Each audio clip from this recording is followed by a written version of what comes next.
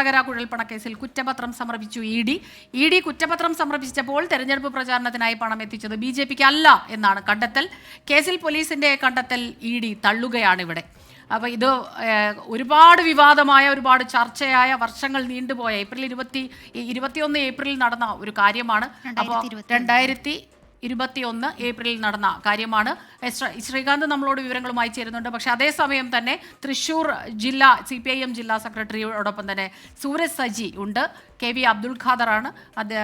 അവർ ഈ രാഷ്ട്രീയ പ്രത്യാരോപണങ്ങൾ ഇതിൽ ഉണ്ടായിരുന്നത് കൊണ്ട് തന്നെ CPIMന്റെ ഒരു പ്രതികരണം അത് വളരെ പ്രധാനമാണ്. ആ പ്രതികരണത്തിലേക്കാണ് നമ്മൾ ഇനി പോകുന്നത്. സൂരജ് സജി ചേരുന്നുണ്ട്. സൂരജ്,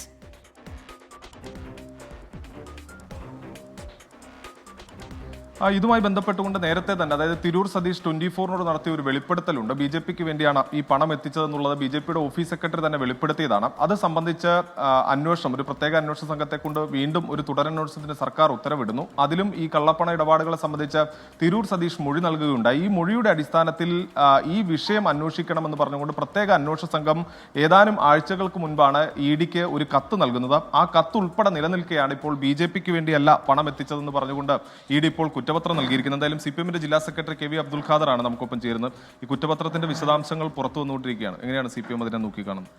കള്ളപ്പണക്കേസിലുള്ള കേന്ദ്ര അന്വേഷണ ഏജൻസിയായ EDയുടെ കള്ളക്കളി ഞങ്ങൾ നേരത്തെ പറഞ്ഞുകൊണ്ടിരുന്നൊരു കാര്യമാണ്.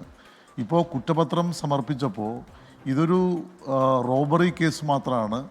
ഇതിൻ്റെ കള്ളപ്പണ സോഴ്സ് അന്വേഷിച്ചിട്ടില്ല എന്ന് പറയുന്നത് ഈ കള്ളപ്പണ കേസുകളെക്കുറിച്ച് അന്വേഷിക്കാൻ നിയുക്തമായ ഒരു ഏജൻസിയുടെ രാഷ്ട്രീയ ദാസ്യവേലയുടെ ഏറ്റവും വലിയ തെളിവാണ്. ഇവിടെ നേരത്തെ ചൂണ്ടിക്കാണിച്ച പോലെ തിരൂർ സതീഷ് പരസ്യമായി പറഞ്ഞൊരു കാര്യം താൻ കണ്ടു. BJPയുടെ ജില്ലാ ഓഫീസ് സെക്രട്ടറി ആയിരുന്ന ഒരാളാണ് പറഞ്ഞത്. അദ്ദേഹം പറഞ്ഞു, കോടിക്കണക്കിന് രൂപ കള്ളപ്പണമായിട്ട് ഈ ഓഫീസിൽ വന്നു, അത് പലരും കൈമാറി, അങ്ങനെ കൊണ്ടുപോകുന്നത് ഞാൻ കണ്ടു എന്നൊരാൾ പരസ്യമായിട്ട് പറഞ്ഞാൽ EDയെ പോലെ ഒരു അന്വേഷണ ഏജൻസി അദ്ദേഹത്തെ വിളിച്ച് മൊഴിയെടുക്കേണ്ടതുണ്ടായിരുന്നു. ഏത് വിവരങ്ങളുടെ അടിസ്ഥാനത്തിലാണ് ഇതൊക്കെ പറഞ്ഞത് എന്ന് അന്വേഷിക്കേണ്ടതുണ്ടായിരുന്നു. കേരള പോലീസ് തന്നെ തിരൂർ സതീഷിൻ്റെ ഈ വെളിപ്പെടുത്തലിന് ശേഷം ഇതേക്കുറിച്ച് ED അന്വേഷിക്കണമെന്ന് ഔദ്യോഗികമായിട്ട് ആവശ്യപ്പെട്ടു. പക്ഷേ എന്നിട്ടും ആ ഭാഗത്തേക്ക് തിരിഞ്ഞു നോക്കാതെ രാഷ്ട്രീയ പ്രേരിതമായി BJPയെ വെള്ളപൂശാൻ വേണ്ടി ED നടത്തിയിട്ടുള്ള ഈ ശ്രമത്തിൻ്റെ ഭാഗമാണ് പുതിയ കുറ്റപത്രം എന്ന് മനസ്സിലാക്കേണ്ടതുണ്ട്. അതുകൊണ്ട് കേന്ദ്ര അന്വേഷണ ഏജൻസിയുടെ ഈ രാഷ്ട്രീയ കള്ളക്കളി കേരളത്തിലെ ജനങ്ങൾ മനസ്സിലാക്കുന്നു. അന്വേഷണ ഏജൻസികളെ ഏത് തരത്തിലാണ് ദുരുപയോഗം ചെയ്യുന്നത് എന്നുള്ളതിൻ്റെ ഏറ്റവും ഒടുവിലത്തെ ഉദാഹരണമാണ് ഈ സംഭവം. BJPക്ക് വേണ്ടി തന്നെയാണ് പണം എത്തിച്ചത്. അല്ല, അതാണല്ലോ തിരൂർ സതീഷ് പരസ്യമായി പറഞ്ഞൊരു കാര്യമല്ലേ. കൊടകരയിൽ ഈ കുഴൽപ്പണം പെട്ടെന്ന് ആകാശത്ത് നിന്ന് പൊട്ടി വീണ ഒരു കാര്യമല്ലല്ലോ. അവിടെ പോലീസിനൊരു പരാതി കിട്ടുന്നു, ആ പരാതി തട്ടിപ്പറിച്ചു എന്നുള്ള വിഷയമാണ്.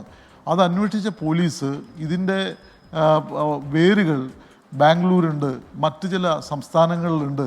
അതുകൊണ്ട് തന്നെ അന്തർ സംസ്ഥാന തലത്തിൽ ഈ കേസ് അന്വേഷിക്കാൻ, കള്ളപ്പണത്തെക്കുറിച്ച് അന്വേഷിക്കാൻ നിയുക്തമായിട്ടുള്ള ഏജൻസി ED ആയതുകൊണ്ട് ED ഇത് അന്വേഷിക്കണം എന്ന് പറഞ്ഞിട്ട് കേരള പോലീസ് ഔദ്യോഗികമായിട്ട് തന്നെ നൽകിയതാണ്. പക്ഷേ അത് അന്വേഷിച്ചില്ല. അതിനുശേഷമാണ് 24 ചാനലിൽ തിരൂർ സതീഷിൻ്റെ വെളിപ്പെടുത്തൽ വരുന്നത്. സ്വാഭാവികമായിട്ടും ഇത് അന്വേഷിക്കാൻ ബാധ്യസ്ഥമായിരുന്ന ഏജൻസി അത് അന്വേഷിക്കാതിരിക്കുന്നത് കൃത്യവിലോപം, രാഷ്ട്രീയ പക്ഷപാതിത്വം എന്നല്ലാതെ മറ്റൊന്നും പറയാനില്ല. ഇത് തന്നെയാണ് സ്മിത. അതായത് കൃത്യമായി തിരൂർ സതീഷിന്റെ വെളിപ്പെടുത്തലടക്കം വന്നിട്ടും അത് പരിശോധിക്കാതെയുള്ള ഒരു റിപ്പോർട്ടാണ് ED സമർപ്പിച്ചതെന്ന ആരോപണമാണ് CPIM ഇത് സംബന്ധിച്ച് ഉന്നയിക്കുന്നത്. സ്മിത. ശ്രീ സൂരജ് സജിയാണ് വിവരങ്ങൾ നൽകിയത്. മുൻപ് ഈ കേസുമായി ബന്ധപ്പെട്ട് K സുരേന്ദ്രനെ അടക്കം പ്രതി ചേർത്തിരുന്നു എന്ന് പറഞ്ഞു. പക്ഷേ അദ്ദേഹത്തെ പ്രതി ചേർക്കുകയല്ല ചെയ്തിരുന്നത്. എനിക്ക് പറ്റിയ പിഴവാണ്. അദ്ദേഹത്തെ സാക്ഷിയാക്കിയാണ്, അദ്ദേഹത്തിന്റെ മൊഴിയെടുക്കുക മാത്രമാണ് ചെയ്തതെന്നാണ് മനസ്സിലാക്കുന്നത്, അല്ലേ? ഇനി ശ്രീകാന്ത് കൂടി ചേരുന്നുണ്ട്. ശ്രീകാന്ത്, ഇപ്പോൾ ഈ കുഴൽപ്പണ കേസിൽ കുറ്റപത്രം ED സമർപ്പിക്കുമ്പോൾ അതിന്റെ മറ്റ് വിവരങ്ങൾ എന്തെങ്കിലും ലഭ്യമാകുന്നുണ്ടോ? ഈ കേസുമായി ബന്ധപ്പെട്ട് ഏത് തരത്തിലുള്ള ഒരു അന്വേഷണത്തെക്കുറിച്ചാണ് ഇപ്പോൾ ED പ്രതിപാദിക്കുന്നത്? നിലവിൽ പ്രവിധ ഇതിലൊരു കാര്യം മനസ്സിലാക്കാനുള്ളത്, ഇതിൽ കവർച്ച കേസ് പോലീസ് അന്വേഷിച്ചു. പോലീസിന് കവർച്ച കേസ് മാത്രമാണ് അന്വേഷിക്കാൻ കഴിയുന്നത്. സാമ്പത്തിക കുറ്റകൃത്യം അന്വേഷിക്കാൻ പോലീസിന് സാധിക്കില്ല. അതിൽ സാമ്പത്തിക കുറ്റകൃത്യം അന്വേഷിക്കാൻ പോലീസാണ് പിന്നീട് EDക്ക് ഇത് ഏൽപ്പിക്കുന്നത്. ED അന്വേഷിച്ചത് കവർച്ച നടത്തിയ പണം അത് പിന്നീട് വെളുപ്പിച്ചതിനെ കുറിച്ചാണ്.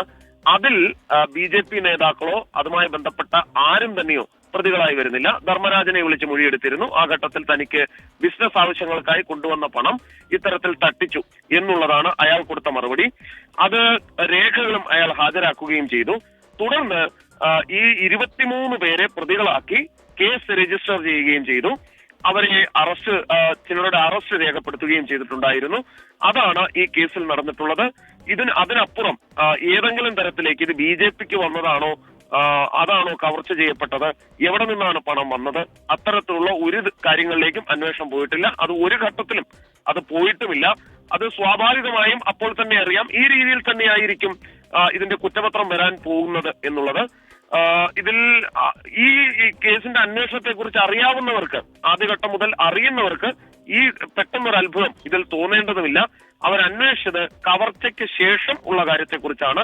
അതെങ്ങനെ വെളുപ്പിച്ചു എന്നതിനെ കുറിച്ചാണ്. അപ്പോൾ സ്വാഭാവികമായും ഉണ്ടാകുന്ന കാര്യം മാത്രമേ ഇതിൽ നടന്നിട്ടുള്ളൂ. ശ്രീകാന്താണ് വിവരങ്ങൾ നൽകിക്കൊണ്ടിരിക്കുന്നത്. 2021 ഏപ്രിൽ 4 പുലർച്ചെ 4:40 ഈ സംഭവം ഉണ്ടാകുന്നത്. ഒരു വ്യാജ അപകടം ഉണ്ടാക്കുന്നു, അങ്ങനെ കാർ തട്ടിക്കൊണ്ടുപോയി എന്ന് പറഞ്ഞ് 3.5 കോടി കവർന്നു. അതാണ് ഉണ്ടായത്. കൊടകര പോലീസിൽ കാർ ഡ്രൈവർ ഷംജീർ പക്ഷേ പരാതിപ്പെട്ടത് ഏപ്രിൽ 7 രാത്രി 9:55 ആയപ്പോൾ 25 ലക്ഷം ആ കാറിൽ ഉണ്ടായിരുന്നു. ആ കാർ തട്ടിക്കൊണ്ടുപോയി. അങ്ങനെയാണ് ആ കേസ് വരുന്നത്. പിന്നീടാണ് കൂടുതൽ വിവരങ്ങൾ അന്വേഷണ സംഘം പറയുന്നു. 25 ലക്ഷം ഒന്നുമല്ല, 3 കോടിയിലേറെ ഉണ്ടായിരുന്നു എന്നൊക്കെ പറയുന്നു.